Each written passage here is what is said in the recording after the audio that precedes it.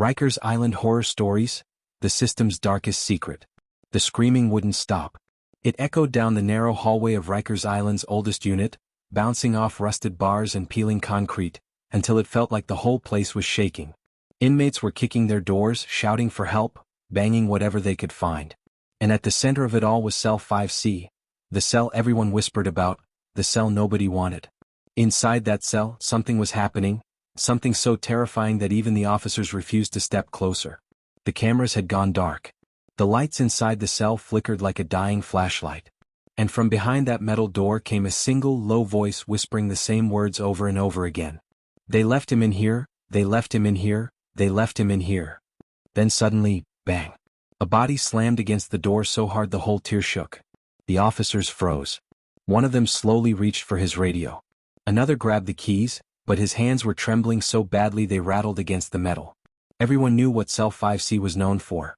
Everyone knew the stories. And none of them wanted to find out if those stories were true. Just as the sergeant stepped forward, the hallway lights blinked once, twice, and then went out completely. Everything went black. And in that pitch-dark moment, right before the generator kicked in, they heard something that made every man there stop breathing. A second voice whispering back from inside the cell. A voice that wasn't supposed to exist. Then the power snapped back on. And Cell 5C's door began to slowly open on its own. What was inside that cell? Who or what was whispering back? And why did everyone on the block act like this was normal? That's where the real story begins. Hours earlier, before anyone screamed, before the cameras died, before the lights went out, a 22-year-old first-timer named Marcus Hale stepped off the transport van and into Rikers Island for the first time. He wasn't a gang member. He wasn't violent. He wasn't even supposed to be here this long. A stupid mistake, a fight over a borrowed phone, landed him in pretrial detention waiting for a court date he couldn't afford to speed up. Marcus thought the worst part would be the noise, the smell, or the overcrowding. He was wrong. The worst part would be the lies. The things the officers whispered when they thought inmates couldn't hear. The rumors people tried to warn him about, but never fully explained.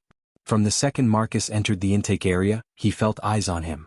The officers moved quickly, acting stressed, impatient, almost nervous. Inmates in the holding cages weren't talking. They weren't arguing or fighting. They were just quiet. Too quiet for Rikers. Every time someone tried to speak to Marcus, another inmate would shake his head, telling them to stop. Nobody wanted to explain why parts of the jail seemed emptier than usual. Why certain hallways were blocked off. Why some officers refused to walk alone. During processing, an older inmate leaned close to Marcus and whispered one sentence before the officer yelled at him to move. "Don't let them put you on the 5th tier." Marcus didn't understand. He didn't even know what that meant. But 3 hours later, after fingerprints, paperwork, a medical check, and a long wait in a cold bench area, an officer finally called his name. "Hale? You're going to 5C. Every inmate nearby stiffened. The older man who warned him earlier looked at Marcus with real fear in his eyes. After that, things moved fast. The officers marched Marcus down echoing hallways, turning left, turning right, passing doors that looked like they shouldn't be opened. As they got closer to 5C, every step felt heavier. The air got colder. Even the guards stopped joking around and stayed quiet. Then they arrived. The officer slid the key into the gate, pushing it open as the unit lights flickered like bad headlights. And this was one of those low moments, one of those calm before the storm moments, because Marcus thought the worst thing he'd face was a rough cellmate or a gang check. But then he saw Cell 5C. And inside it, he saw a message scratched deep into the metal door. "Don't listen to the whisper." Marcus didn't know what that meant. But he was about to find out. Just as the officer started to unlock the door to place Marcus inside, a loud crash echoed from the far end of the tier. A cell door shook violently. Another crash. Another. Then a scream. "He's still in here. He never left." Officers rushed toward the sound. Keys clattered. Radios crackled. Someone yelled, "Get back. Don't open that door." Marcus froze in terror as the entire unit erupted in panic. And then, right behind him, from inside Cell 5C, a soft whisper slid through the metal. "Help me." Marcus spun around so fast he almost slipped. His eyes locked onto the tiny dark gap under the cell door of 5C. The whisper was faint, tired, almost human. But something about it didn't sound right. It was too slow. Too calm. Like someone was repeating a sentence they didn't fully understand. "Help me." Marcus backed away until his shoulders hit the wall behind him. The officer who was escorting him turned sharply. "You heard that too?" Marcus whispered. But the officer didn't answer. He just grabbed Marcus by the arm and pulled him toward the far end of the tier. The other officers were yelling for backup, trying to stop the inmate in the distant cell from banging his body against the door. The whole tier had exploded into chaos, and no one was paying attention to Marcus anymore. That was the low moment. The quiet panic. The confusion before the truth came rushing in. Because while the officers tried to control the screaming inmate at the other end, Marcus slowly inched back toward cell 5C. The whisper came again, a little louder this time, tugging at him like a hook. "Don't leave me, please." Marcus swallowed. "Who's in there?" he whispered. Silence. Then, scrappy. Something dragged across the floor inside the pitch-black cell. Marcus froze. His breath caught in his throat. He pressed his ear against the cold metal door. "Hello?" No answer. Just the sound of something shifting inside. Then suddenly, a hand slammed against the slot in the door. Not a fist. A hand. Well, thin. Too thin. Marcus stumbled back, his heart pounding. The fingers were long, almost bony, like they hadn't touched sunlight in months. "Help me," the voice croaked again. Marcus raised his hands. Okay, I'll get an officer." But before he could move, a deep voice shouted from behind. "Hey, move away from that door." Marcus jumped as an older correctional officer marched over, his face red with fear instead of anger. He grabbed Marcus by the shirt and pulled him back hard. "You don't ever stand near 5C. You hear me?" Marcus was shaking. "What's in there? Who is that?" The officer didn't answer. Instead, he whispered under his breath. "That cell is supposed to be empty." Marcus's blood ran cold. "That wasn't empty." The officer's jaw tightened. "Don't talk about it. Don't ask questions. And if you hear anything from that door, you ignore it." Marcus stared at him in disbelief. "You expect me to ignore a person asking for help?" The officer leaned close, his voice low. "There's no person in that cell." Marcus stepped back, terrified. "But I saw a hand." "No, you didn't." The officer grabbed him and marched him away, forcing him toward a new cell, 2 doors down from 5C. Marcus's head spun with fear and confusion. The cell was empty. Who, or what, just touched him? The officers finally secured Marcus in the new cell and locked the door. He stood there, gripping the bars, staring down the tier at the dark mouth of cell 5C. The whispers stopped. The banging at the far end stopped. Even the officers had gone quiet, whispering among themselves, pointing at the surveillance cameras that had begun glitching again. For a moment, everything felt still. Calm. Too calm. Marcus tried to sit, tried to breathe, tried to convince himself that maybe the officer was lying or joking or covering something up. But his thoughts were interrupted when the lights flickered, once, twice, then held steady. Marcus stared across the tier again toward cell 5C. Nothing moved. Nothing whispered. But then, from inside his own cell, thud. Marcus jumped. Another thud. This one closer. He slowly turned his head toward the corner of the room where his bed met the wall. And then he heard it, coming from inside the vent. Marcus. His name. A whisper. A voice he recognized. The same voice from cell 5C. Marcus froze, his heart thudding so loud he thought the whole tier could hear it. He stared at the vent in the corner of his cell, dark, dusty, covered with layers of old paint that had chipped off over years. Nothing inside should have known his name. But the whisper came again, soft and shaky. "Marcus, don't leave me." Marcus backed up until he hit the opposite wall. "How do you know my name?" he whispered, his voice cracking. Silence. Then, a faint dragging sound inside the vent, like fingertips brushing metal. Marcus's breath hitched. His hands trembled. He wanted to scream for an officer, but something inside him said not to. The same way the older inmates refused to talk. The same way the officers pretended 5C wasn't real. Something about this wasn't normal. He forced himself to step forward. "Who are you?" The vent stayed dark. Still. Quiet. Marcus leaned closer. "What do you want?" Then the voice returned, different this time. Lower. Almost angry. They left me here. Don't let them leave you too." Marcus's chest tightened. "Left you where?" "In the cell." But before the voice could answer, a loud crash echoed from down the hall. Officers shouting. Keys jangling. An alarm blaring. Another inmate started screaming, high, panicked, begging for help. Someone yelled, "He's tearing his cell apart." Marcus rushed to the bars and tried to see, but the angle was too sharp. All he could hear was chaos, metal slamming, officers cursing, radios calling for backup. That was the high moment, violence exploding out of nowhere, swallowing the whole tier. And then came the low. The screams faded. The officers stopped shouting. The alarm clicked off. A strange calm settled over the hallway, unnerving and heavy. Marcus pressed his face to the bars. "What happened?" he whispered to no one. Footsteps approached. A correctional officer passed by with two others trailing behind, carrying clear riot shields. Their faces were pale, shaken. One of them was whispering. "It was just like last time." "Last time?" the other officer whispered. "I thought they sealed that unit off." They walked off before Marcus could hear the rest. He turned back toward the vent, panic rising in his chest. "Hey," Marcus whispered, "are you still there?" "Nothing." "Hello?" Still nothing.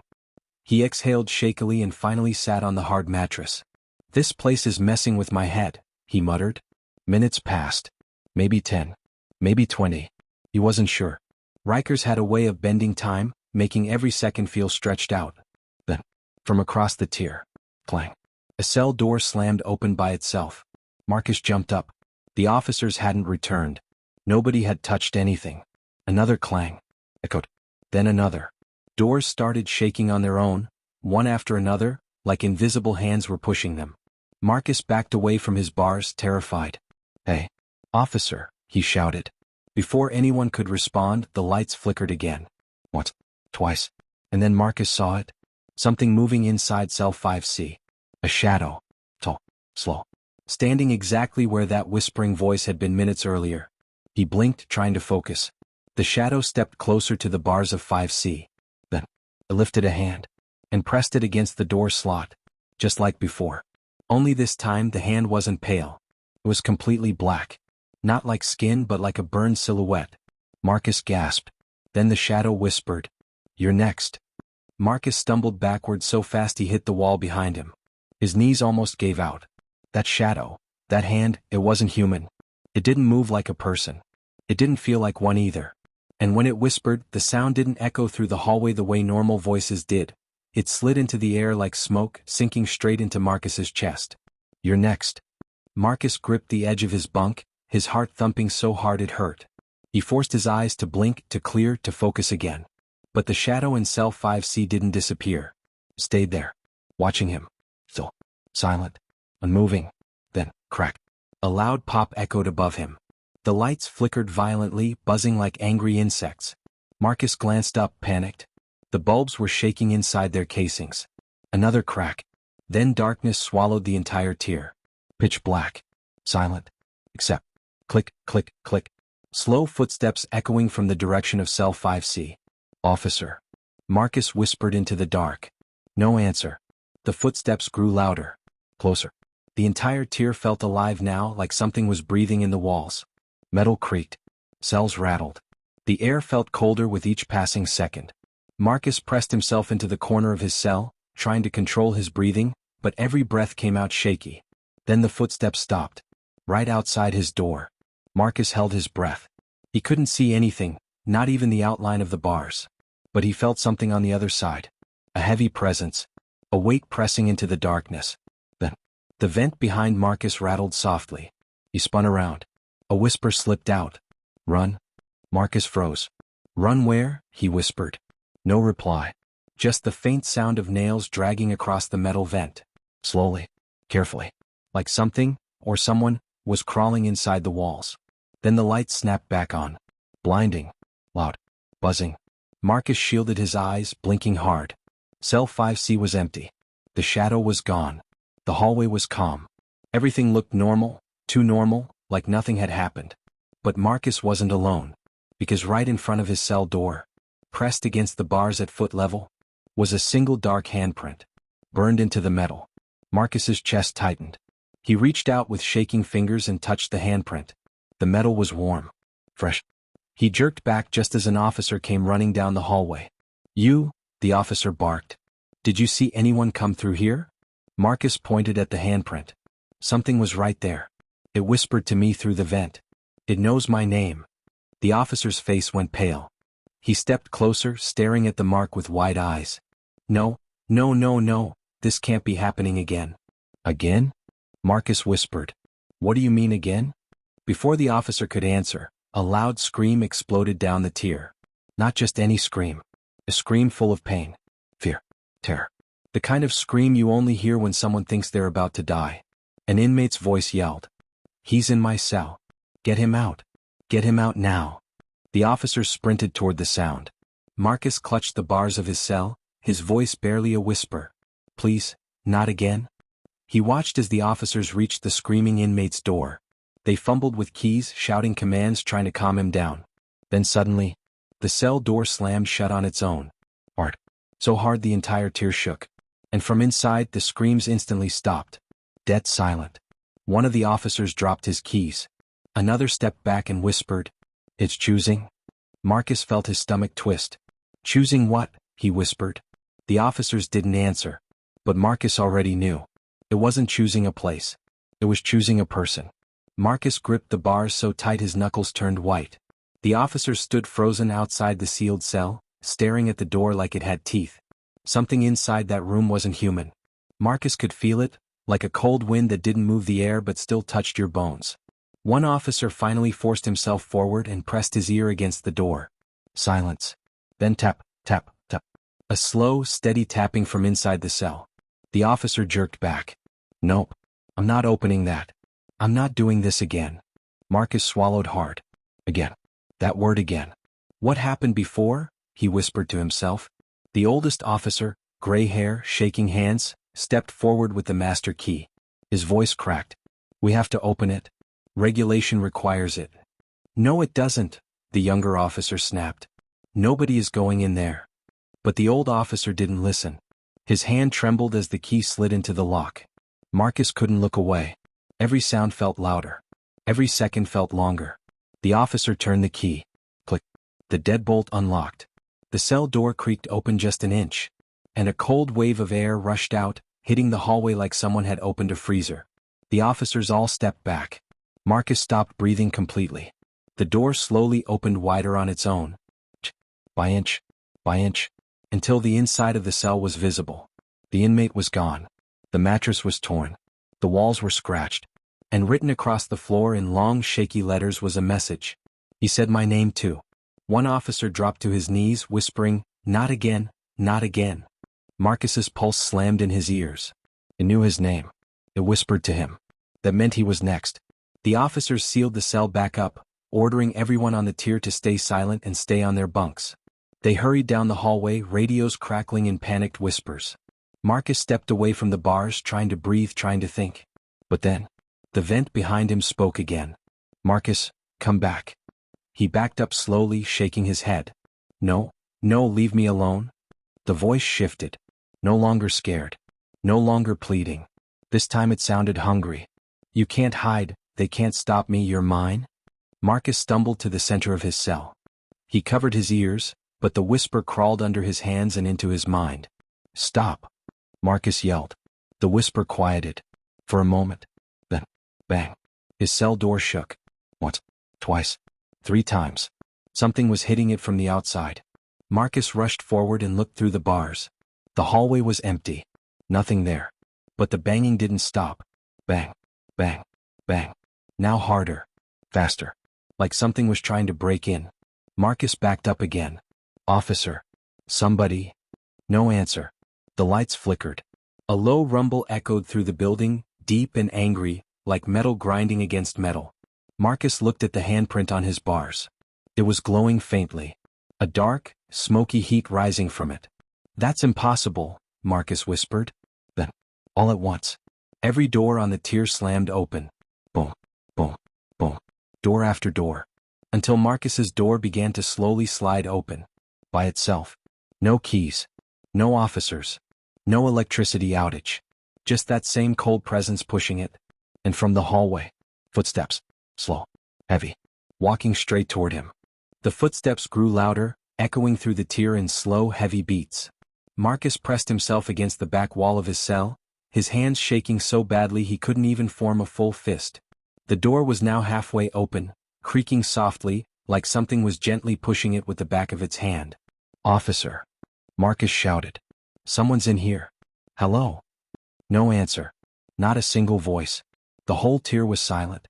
Except for those steady footsteps. Marcus's heart hammered in his chest.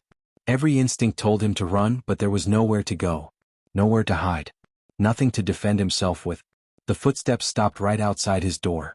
A thick, cold silence filled the air. Then, a deep breath. Right on the other side. Long, slow. Like something was smelling the air. Marcus clung to the wall, trying not to breathe. Then, scrape. Something dragged its fingers across the metal doorframe of his cell. Slow. Come. Like it had all the time in the world. Marcus whispered, please? Please don't come in? A shadow appeared in the doorway. Not like a person's shadow.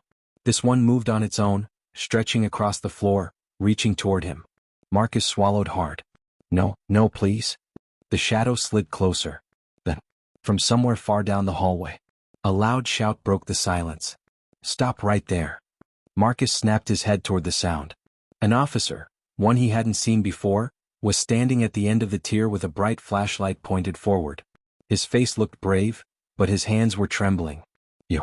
Get back in your cell, the officer yelled at the shadow. But the shadow didn't move. It didn't shrink. It didn't react. It just stood there, hovering inside Marcus's doorway. The officer slowly stepped forward, flashlight shaking. That's an order, he whispered. Marcus could tell the officer didn't believe the shadow would listen. He was right. The shadow turned. Very slowly. Facing the officer at the end of the tier. The officer froze. The flashlight flickered. Once, twice. Then died. Pitch black again. Marcus heard the officer gasp. A choking sound. A struggle. A body hitting the floor.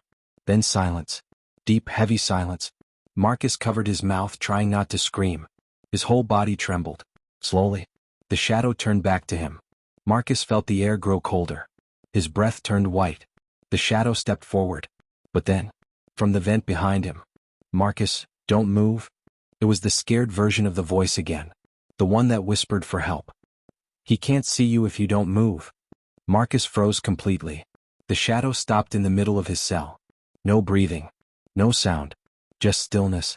A long moment passed. Too long. Then, the shadow slowly backed away. Step by step. Leaving Marcus's cell. Sliding down the hallway like a smear of ink. And it disappeared around the corner. Marcus collapsed onto the floor, shaking uncontrollably. He could barely breathe. His shirt was soaked with sweat. He turned toward the vent. Who are you? He whispered. Pause. Then the voice answered, quiet, broken. The last one he chose. Marcus covered his mouth. What does that mean? He whispered. But the voice didn't explain. Instead, it said something far worse. He always comes back. And he never stops. Until he finishes the list. Marcus's blood ran cold. The list, he whispered. The voice trembled. The names he whispers. The names he touches. The ones he marks. Marcus's heart sank. He looked down at the glowing handprint on his bars. The voice finished in a shaking whisper. You're next on the list, Marcus. Marcus felt his whole world freezing around him. The words from the vent repeated in his head like a broken record. You're next on the list. You're next. He backed away from the bars, staring at the dark hallway where the shadow disappeared. His hands were trembling, his breath uneven. The glowing handprint on his door felt like it was staring back at him, watching him, claiming him. No, this can't be happening, Marcus whispered. I didn't do anything. I just got here. The voice inside the vent came again, weak and shaking. None of us did anything. He chooses who he wants. And the officers pretend they don't see it. Marcus pressed his palm against the cold wall. Why me? Silence. Then the voice answered. Because you looked at the door. You listened to the whisper. You paid attention. Marcus's stomach twisted. You mean if I ignored it? He hates being ignored, the voice said. But he loves when someone listens. Marcus closed his eyes, trying to stop the rising panic. At the far end of the tier, officers suddenly burst through the door, 6 of them, armor on, shields up, flashlights shaking in their hands. They ran straight toward the cell where the officer had fallen. Get him out. Check for a pulse. Move. Marcus gripped his bars and watched as they dragged the unconscious officer out of sight. The others whispered frantically. This is the 3rd one this month. Shut up. Cameras are on. They need to shut down 5C. Permanently. We can't. You know why? Marcus's heart dropped. They knew. They all knew. And none of them were going to help him. The officers regrouped and began moving down the tier, counting inmates, checking cells, making sure no one else had been attacked. When they reached Marcus's cell, one officer stopped dead when he saw the burned handprint on the bars. His face turned white. He whispered to the officer beside him. He marked another one. "What do we do?" the second officer whispered. The first officer swallowed hard. "We can't do anything. It's already started." Marcus stepped forward. "Started what? Tell me. What's happening to me?" But they didn't answer. They just walked away. Fast. Like they were afraid to even stand near him. Marcus felt the panic rising again, overwhelming him. He pressed his forehead against the bars, breathing hard. "What do I do?" he whispered to the vent. "Tell me how to stop him." For a long moment, the vent stayed silent. Then the voice returned, so quiet Marcus had to press his ear to the metal to hear it. "You can't stop him, but you can survive him." "How?" Marcus whispered desperately. "You have to leave before he comes back. When he chooses someone, he always returns to finish it." Marcus's chest tightened. "Leave? How am I supposed to leave? I'm locked in." "He only attacks when the lights go out," the voice said. "That's your chance. When they cut power again to reset the cameras. Run. Don't look back. Don't stop. Don't listen to him. Just run." Marcus looked down the tier. Past 5C. Toward the emergency exit door the officers used earlier. Toward the hallways that led out of the block. "Run where?" he whispered. "Anywhere the whispers can't reach." And for the first time the voice in the vent broke completely, crying. "I didn't run fast enough." Before Marcus could answer, the lights flickered again. "What?" Twice. A metallic groan echoed through the block. The officers shouted from somewhere off-screen. "Cameras are down again. Resetting power." The humming stopped. The lights went black. Completely. A whisper slid through the darkness. "Marcus." Marcus's body locked up. Another whisper, closer now. "It's time?" Marcus felt something cold crawl across the floor toward his feet. The voice in the vent screamed. "Run." Marcus didn't think. Didn't breathe. Didn't hesitate. He sprinted out of his open cell into the pitch-black hallway, heart pounding, feet slamming the concrete as the whispers grew louder behind him. "Marcus, come back. You're mine." He ran past 5C without looking. He ran past the officer's abandoned flashlight. He ran past the sealed cell where the other inmate vanished. The exit was near. He could feel it. Just a few more steps. Then something grabbed his ankle. Cold. Hard. Like fingers made of metal. Marcus fell forward, slamming into the floor. The whispers wrapped around him like a storm. "I told you, you're next." Marcus clawed at the concrete, trying to pull himself free. He kicked, twisted, screamed. And then, the emergency generator roared back to life. Lights exploded back on. The hallway flooded with brightness. And the thing holding Marcus's ankle vanished. Like it had never been there. Officers swarmed the tier, yelling commands, dragging Marcus upright. "Hale? What happened?" Marcus couldn't speak. He could only stare back down the hallway. Toward cell 5C. Where the shadow was standing again. Watching him. Waiting. The officers turned to see what he was staring at. But the shadow was gone. Just an empty cell. A dark doorway. Nothing more. Marcus swallowed, his voice barely a whisper. "I need to get out of here." The oldest officer stepped forward, looking at him with tired, haunted eyes. "Hale, nobody gets out of Rikers early." Marcus shook his head slowly. "Then I won't survive." The officer didn't argue. He didn't reassure him. He didn't tell him everything would be okay. Instead, he whispered something Marcus would never forget. "Then pray he chooses someone else before the next blackout." And behind them, down at the far end of the tier, cell 5C's door slowly, quietly, closed on its own.